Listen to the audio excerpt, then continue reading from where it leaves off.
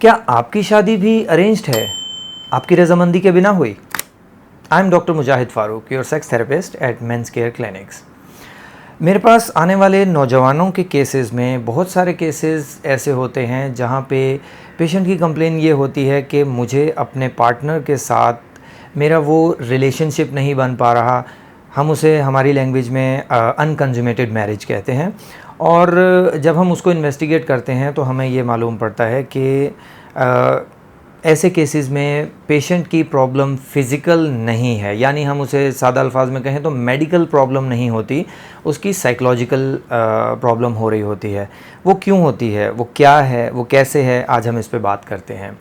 देखें, साइकोलॉजिकल जो पार्ट है, अगर हमारे सेक्सुअल प्रॉब्लम्स को देखा जाए और स्पेशली हमारी सख्ती के बारे में अगर हम बात करें, मर्दाना कमज़ोरी जिसे हम आम अल्फाज में कहते हैं, अगर उसके बारे में बात करें तो आउट ऑफ 100 60% चांसेस होते हैं कि पेशेंट को प्रॉब्लम फ़िज़िकल हो, बट स्टिल 40% चांसेस होते हैं कि पेशेंट का प्रॉब्लम उसकी साइकोलॉजिकल रीज़न्स की वजह से आ रहा हो।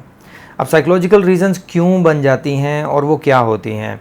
अगर मैं इसकी एक सादा सी मिसाल से आपको वाज़े करूं कि आप किसी ऐसे रेस्टोरेंट पे गए जहां आपने खाना खाया और आपको खाना लजीज़ नहीं लगा। नेक्स्ट टाइम अगर आप वहाँ से गुज़र रहे हैं और आपको शदीद भूख भी लगी होगी, तो भी मेरा ख़्याल है कोई आम बंदा उस रेस्टोरेंट पर नहीं रुकना चाहेगा। क्यों? क्योंकि ऑलरेडी एक बैड एक्सपीरियंस कर चुके हैं। तो फिर भले आपको 10 किलोमीटर दूर जाके इंतज़ार करके जाना पड़े, आप जाएंगे, लेकिन उस जगह से दोबारा खाना प्रेफर नहीं करेंगे।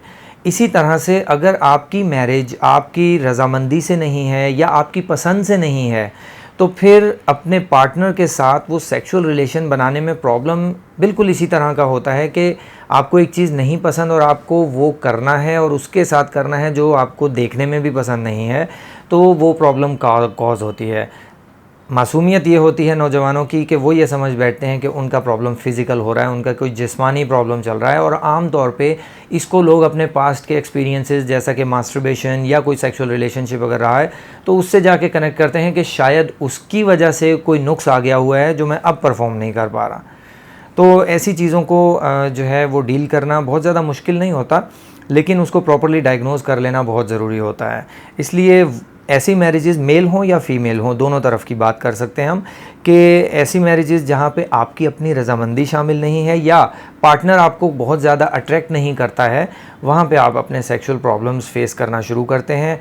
और इनसे आप तभी जान छुड़ा सकते हैं जब आप अपने सेक्सोलॉजिस्ट से या किसी अच्छे साइकोलॉजिस्ट से कंसल्ट करेंगे, तो शायद वो आपको इसका हल निकाल के दें। Thank you.